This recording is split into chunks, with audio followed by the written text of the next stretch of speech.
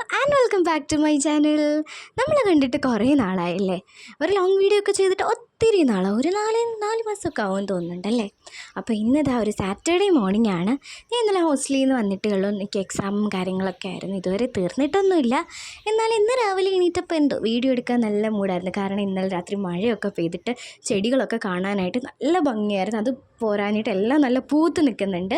അപ്പോൾ രാവിലെ ഞാൻ ബ്രേക്ക്ഫാസ്റ്റ് ഒക്കെ കഴിക്കാനുള്ള തയ്യാറെടുപ്പിലാണ്. പിന്നെ ആറ്റുകാൽ പൊങ്കാലയൊക്കെ ആയതുകൊണ്ട് വ്രതത്തിലാണ്. അങ്ങനെ ഭയങ്കര കഠിനമായ വ്രതമൊന്നുമല്ല, അതായത് നമ്മൾ മീനും ചിക്കനും അങ്ങനത്തെ കാര്യങ്ങളൊന്നും കഴിക്കുന്നില്ല എന്നേ ഉള്ളൂ. അപ്പോൾ നല്ല ഇഡ്ഡലിയും സാമ്പാറും ചമ്മന്തിപ്പൊടിയൊക്കെ ആയിരുന്നു. അപ്പോൾ ഇന്ന് രാവിലെ എണീറ്റപ്പോൾ അതുകൊണ്ട് തന്നെ നല്ലൊരു കുളിർമയൊക്കെ ഉണ്ടായിരുന്നു. അതായത് വലിയ സൂര്യൻ്റെ ഇതൊന്നും ഉണ്ടായിരുന്നില്ല, നല്ല വാമായിട്ട് കിടക്കായിരുന്നു. ക്ലൈമറ്റൊക്കെ ഭയങ്കര ശാന്തമായിട്ട് കിടക്കായിരുന്നു.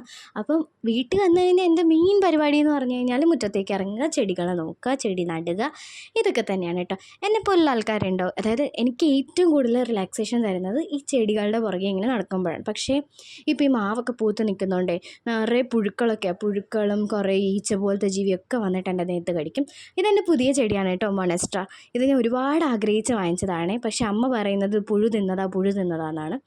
അപ്പോൾ ഈ നേരത്തെ കാണിച്ചതൊരു വളമാണേ. അതായത് നമുക്കറിയാമല്ലോ, റോസയ്ക്ക് വേണ്ടിയിട്ടൊക്കെ നമ്മളിടും. അതായത് ഈ മുട്ടയും അതുപോലെ നമ്മുടെ ചായയുടെ മട്ടി ഇതും കൂടെയൊക്കെ ബക്കറ്റിലിട്ടിട്ട് ഒരു 4-5 ദിവസമൊക്കെ കഴിയുമ്പോൾ ഇങ്ങനെ എടുത്ത് ഇത് രണ്ടും കൂടെ നമ്മൾ മിക്സ് ചെയ്തിട്ട് നമ്മുടെ റോസയ്ക്കൊക്കെ ഇട്ടാൽ നന്നായിട്ട് റോസ പൂക്കും കേട്ടോ. പ്രത്യേകിച്ച് ഇപ്പോൾ ഈ വേനൽക്കാലമൊക്കെ ആയതുകൊണ്ട് പൂക്കളൊക്കെ നന്നായിട്ട് പൂവിടും. നമ്മൾ കറക്റ്റായിട്ട് വെള്ളമൊക്കെ ഒഴിച്ച് കഴിഞ്ഞാൽ നന്നായിട്ട് പൂക്കളൊക്കെ വരും. ബൊഗെയിൻവില്ലയൊക്കെ ഇപ്പോൾ ഭയങ്കര ട്രെൻഡാണല്ലോ. അതുപോലെ തന്നെ ഇത് മുയലിൻ്റെ കാട്ടമാണ് കേട്ടോ. മുയലിൻ്റെയാണ് ഞങ്ങളിവിടെ യൂസ് ചെയ്യുന്നത്, കാരണം ഇവിടെ മുയലാണുള്ളത്. മുയലിൻ്റെത് ഭയങ്കര നല്ലതാണ് കേട്ടോ. ആട്ടുംകാട്ടം പോലെ തന്നെയാണ്, നല്ല ഗുണമാണ്. അപ്പോൾ അതും ഞാൻ ചെടികൾക്കൊക്കെ എടുത്ത് ഇട്ട് അപ്പോഴേക്കും നല്ല വെയിലൊക്കെ വന്ന് തുടങ്ങി. മഴയുടെ ഇതൊക്കെ പോയി വെയിലൊക്കെ വന്നു തുടങ്ങി. നല്ല ചൂടും ഉണ്ടായിരുന്നു കേട്ടോ. അപ്പോഴേക്കും ഞാൻ തളർന്നു, സത്യം പറഞ്ഞ് ഇതൊക്കെ ചെയ്ത് കഴിഞ്ഞപ്പോൾ. പിന്നെ ഇതാ കൈയും കാലും ഒക്കെ കഴുകി കുറച്ച് നേരം റെസ്റ്റ് എടുക്കാം. മാവിൻ്റെ ചുവട്ടിൽ പോയി നല്ല കാറ്റൊക്കെ കൊണ്ട് കുറച്ച് നേരം ഇരുന്നപ്പോൾ ഒരു നല്ല സമാധാനം.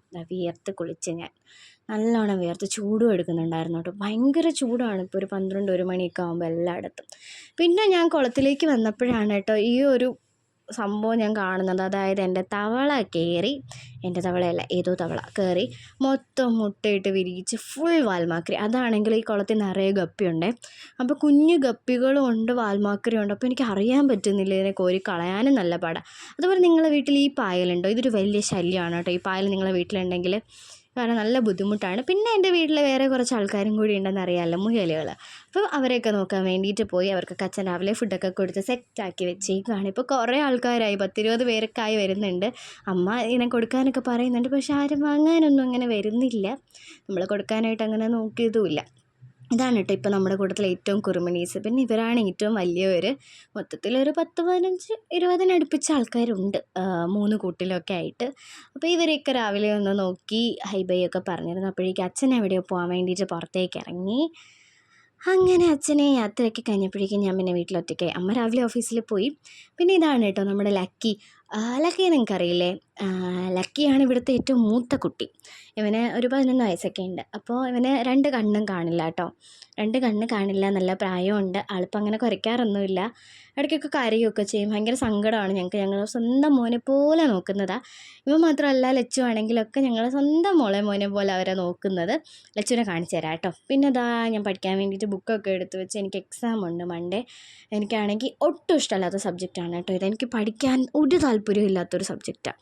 അതുകൊണ്ട് തന്നെ ബുക്ക് തുറന്ന് വെച്ചെങ്കിലും അതുപോലെ അടയ്ക്കേണ്ട അവസ്ഥയായി.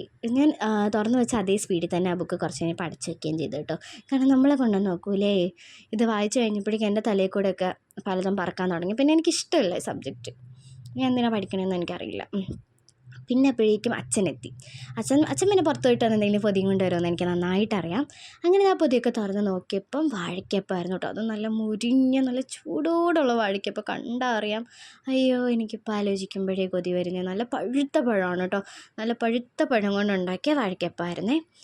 പിന്നെ വീണ്ടും ഞാനൊന്ന് പുറത്തേക്കൊക്കെ ഇറങ്ങി. അപ്പോൾ വീണ്ടും വെയിലൊക്കെ ഒന്ന് താഴ്ന്നു. വീട്ടിലിരുന്ന് എൻ്റെ മെയിൻ പണി ഇത് തന്നെയാണ്, ഈ ചെടികളുടെ കൂടെ. ഇപ്പോഴത്തെ മെയിൻ പണി പിന്നെ ഇത് തന്നെയാണ്. കാരണം ഭയങ്കര ഇഷ്ടമാണ് എനിക്കിപ്പോൾ കുറച്ചും കൂടെ ചെടികളൊക്കെ വാങ്ങിച്ച് വെക്കാനും നടാനും ഒക്കെ. അപ്പോൾ ഇന്ന് ഞാനൊരു സ്പെഷ്യലായിട്ടൊരു ചെടി നടാമെന്ന് വെച്ചു. അതായത് ഒരു പ്രത്യേക രീതിയിലൊക്കെ. അതിന് വേണ്ടിയിട്ട് മണ്ണൊക്കെ എടുത്ത് കോരി ചെടിച്ചട്ടിയൊക്കെ നിറയ്ക്കാൻ വേണ്ടിയിട്ടുള്ള പരിപാടിയാണ്. മണ്ണിങ്ങനെ ഞങ്ങൾ ബക്കറ്റിൽ ഇങ്ങനെ നിറച്ച് വെക്കും. കാരണം എനിക്ക് എപ്പോഴും മണ്ണിൻ്റെ ആവശ്യം വരും. ഇവിടെ പിന്നെ എല്ലായിടത്തും സിമൻ്റ് ആയതുകൊണ്ട് മണ്ണ് എടുക്കാൻ കുറച്ച് പാടുമാണ്. അപ്പോൾ അതുകൊണ്ട് അച്ഛനെ കൊണ്ട് ഞാൻ എപ്പോഴും എടുപ്പിക്കും.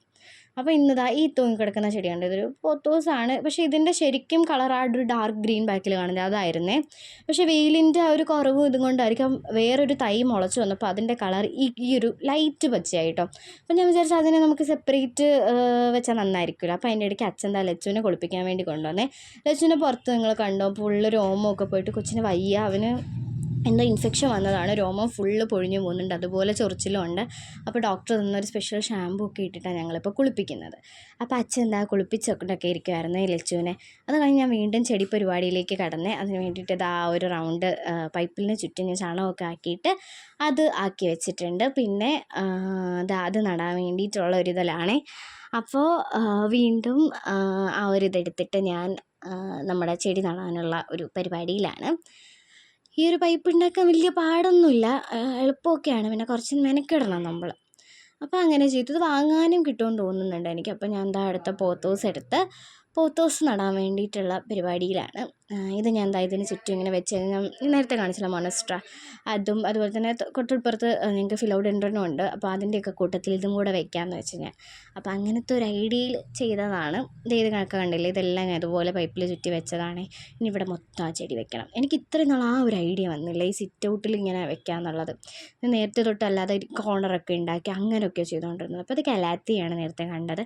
അങ്ങനെ ഫൈനലി നമ്മുടെ ചെടിയെ നട്ടതുപോലെ ഞാൻ ഇതൊക്കെ ആക്കി കൊടുത്തു. അപ്പോഴേക്കും ലഞ്ച് ടൈമായി. ലഞ്ചിന് വ്രതമാണ്, അതുകൊണ്ട് തീയലാണ് കേട്ടോ, അത് മീൻകറിയല്ല. അപ്പോൾ അതൊക്കെ കഴിച്ച് നല്ല ടേസ്റ്റാണ്. എനിക്ക് ഈ ചമ്മന്തിപ്പൊടിയും തൈരും കഴിക്കുമ്പോൾ ഭയങ്കര നൊസ്റ്റുവാണേ. അപ്പോൾ ഇത്രയൊക്കെയുള്ള വീഡിയോ ഇഷ്ടപ്പെട്ടെങ്കിൽ ലൈക്ക് ചെയ്യാനും സബ്സ്ക്രൈബ് ചെയ്യാനും മറക്കല്ലേ.